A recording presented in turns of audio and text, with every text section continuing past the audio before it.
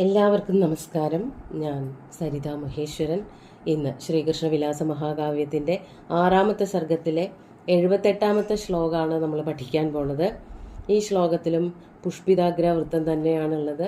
ഇവിടെ നന്ദഗോപര് ശ്രീകൃഷ്ണനോട് പർവ്വതം താഴത്തേക്ക് വച്ചോളൂ, മഴയൊക്കെ ഒഴിഞ്ഞു എന്ന് പറയണതാണ് സന്ദർഭം.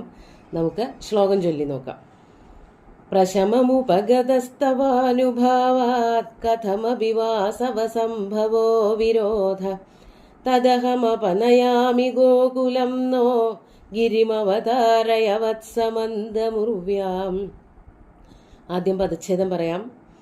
പ്രശമം ഉപഗത തവ അനുഭാവാത് കഥം അപി വാസവസംഭവ വിരോധ തത് അഹം അപനയാമി ഗോകുലം നഃ ഗിരിം അവതാരയ വത്സ മന്ദം ഉർവ്യാം.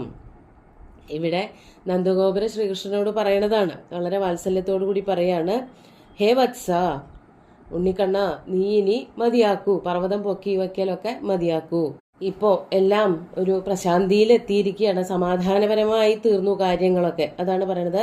തവ അനുഭാവാത്, നിന്റെ അനുഭാവം കൊണ്ട്, നിന്റെ അനുഭാവം അല്ലെങ്കിൽ പ്രഭാവം, നിന്റെ ശക്തി, കഴിവ്, അതൊക്കെ കൊണ്ട് തവ അനുഭാവാത് ഇന്ദ്രസംഭവോ വിരോധ, ഇന്ദ്രനിൽ ഉണ്ടായി വന്നതായ വിരോധം, ഇന്ദ്രന് നിന്നോടുണ്ടായിരുന്ന അല്ലെങ്കിൽ ഗോകുലത്തിനോടുണ്ടായിരുന്നതായ ദേഷ്യം.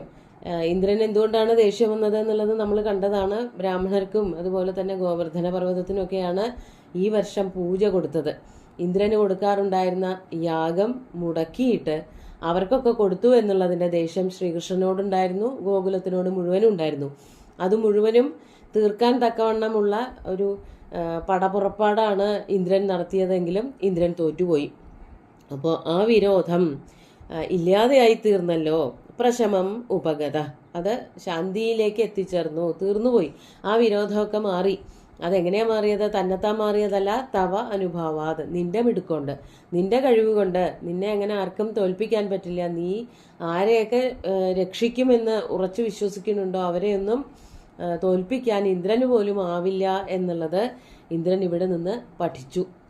അതുകൊണ്ട് ഇന്ദ്രൻ്റെ എല്ലാ വിരോധവും മാറിക്കിട്ടിയിരിക്കുന്നു. അതുകൊണ്ട് ഞാൻ എന്താ അപ്പോൾ ഇനി ചെയ്യാൻ പോണത് എന്നാണെങ്കിൽ, തത് എന്ന് പറഞ്ഞാൽ തസ്മാത് അഹം ന ഗോകുലം അപനയാമി, ഞാൻ എന്താ ഇപ്പോൾ ചെയ്യാൻ പോണത്? ഈ ഗോകുലത്തിനെ മുഴുവനും തന്നെ, നമ്മുടെ സ്വത്തായിട്ടുള്ള ഗോകുലത്തിനെ മുഴുവനും തന്നെ അപനയാമി എന്ന് പറഞ്ഞാൽ ഈ പർവ്വതത്തിൻ്റെ അടിയിൽ നിന്ന്, ഗുഹയിൽ നിന്ന് മാറ്റാൻ പോവുകയാണ്. അതാ ഇപ്പം തന്നെ മാറ്റും. അധികം വൈകാതെ തന്നെ, വർത്തമാന സാമീപ്യ ലട്ട് എന്ന് പറയും, വൈകാതെ തന്നെ ഞാൻ അവിടെ നിന്ന് മാറ്റാൻ പോവുകയാണ്. നീ എന്ത് ചെയ്യണം? ഹേ വത്സ, ഗിരിം മന്ദം ഉർവ്യാം അവതാരയ, ഗിരിം പർവ്വതത്തിനെ പതുക്കെ, മന്ദം, വളരെ വേഗത്തിലൊന്നും ചെയ്യരുത്. അങ്ങനെയൊക്കെ ചെയ്താൽ അബദ്ധങ്ങൾ പലതും സംഭവിക്കും. അതുകൊണ്ട് വളരെ പതുക്കെ, ഉർവ്യാം അവതാരയ, ഭൂമിയിൽ തന്നെ ഇറക്കി വച്ചേക്കൂ. എങ്ങനെയായിരുന്നോ പർവ്വതം മുമ്പ് നിൽക്കുന്നുണ്ടായിരുന്നത് അതുപോലെ തന്നെ അതേ സ്ഥാനത്ത് തന്നെ വച്ചോളൂ. ബാക്കി എല്ലാവരെയും അവിടെ നിന്ന് ഒഴിപ്പിക്കുന്ന കാര്യം, ഗോകുലം എന്ന് പറഞ്ഞാൽ പശുക്കൾ മാത്രമൊന്നുമല്ല, എല്ലാ അവിടുത്തെ ഗോപന്മാരായാലും ഗോപസ്ത്രീകളായാലും മറ്റ് ആരൊക്കെ ഉണ്ടെങ്കിലും അവരെ മുഴുവനും അവിടെ നിന്ന് ഒഴിപ്പിച്ചിട്ട് ആ പർവ്വതം യഥാസ്ഥാനത്ത് തന്നെ വച്ചോളൂ എന്ന് ശ്രീകൃഷ്ണനോട് നന്ദഗോപര് പറഞ്ഞു എന്നാണ് ഇവിടെ പറയണത്. കഴിഞ്ഞ ശ്ലോകത്തിൽ നന്ദഗോപര് പറയാൻ പുറപ്പെട്ടു. എന്താണ് പറഞ്ഞതെന്ന് പറഞ്ഞാൽ ഇതാണ് പറയണത്. എല്ലാ വിരോധങ്ങളും തീർന്നു, മഴ മാറി, ഇന്ദ്രൻ തോറ്റ് പിന്മാറി. അതുകൊണ്ട് ഇനി ഇന്ദ്രന് യാതൊരു തരത്തിലുള്ള വിരോധവും ചെയ്യാൻ പറ്റില്ല. നിന്നോടും നിന്റെ ആൾക്കാരോടും ഒരു തരത്തിലും വിരോധം കാത്തു സൂക്ഷിക്കാൻ പറ്റില്ല. അത് വച്ചിട്ട് പകയോട് കൂടിയിട്ടൊന്നും പെരുമാറാനും പറ്റില്ല എന്ന് മനസ്സിലായപ്പോൾ ഇന്ദ്രൻ തോറ്റു പിന്മാറി തൻ്റെ ഇന്ദ്രസഭയിലേക്ക് തന്നെ തിരിച്ചുപോയി. ഞാനിതാ പശുക്കളെയും അതുപോലെ അവിടെയുള്ള ഗോകുലവാസികളെയൊക്കെ പുറത്തേക്ക് ഇറക്കാം, നീ പർവ്വതം താഴത്തേക്ക് വച്ചോളൂ എന്ന് പറഞ്ഞുകൊണ്ട് നന്ദഗോപര് ശ്രീകൃഷ്ണനെ ഉപദേശിക്കുകയാണ് ചെയ്യണത്. വളരെ ലളിതമായിട്ടുള്ളൊരു ശ്ലോകമാണ്. നമുക്കൊന്നുകൂടി ചൊല്ലി നോക്കാം. പ്രശമമുപഗതസ്തവാനുഭാവാത് കഥമപി വാസവസംഭവോ വിരോധ തദഹമപനയാമി ഗോകുലം നോ ഗിരിമവതാരയ വത്സമന്ദമുർവ്യാം.